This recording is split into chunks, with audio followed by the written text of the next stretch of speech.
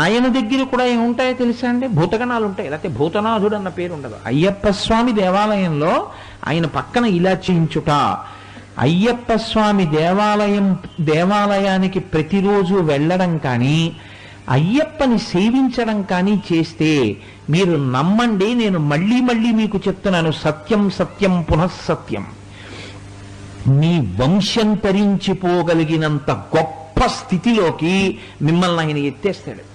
ఎందుకు ఎత్తేస్తాడో తెలుసా అండి? ఒక్కటే కారణం, ఆయన ధర్మశాస్త్ర.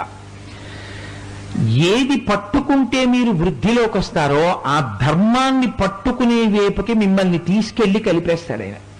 అందుకే ఆయన ఎక్కడ ఉంటారో, ఎవరు ఆయన దేవాలయానికి ఎడతారో వాళ్ళు ధార్మికులై బ్రతకడం వాళ్ళకి అలవాటు అవుతుంది, పరమ ధర్మంతో జీవిస్తారు.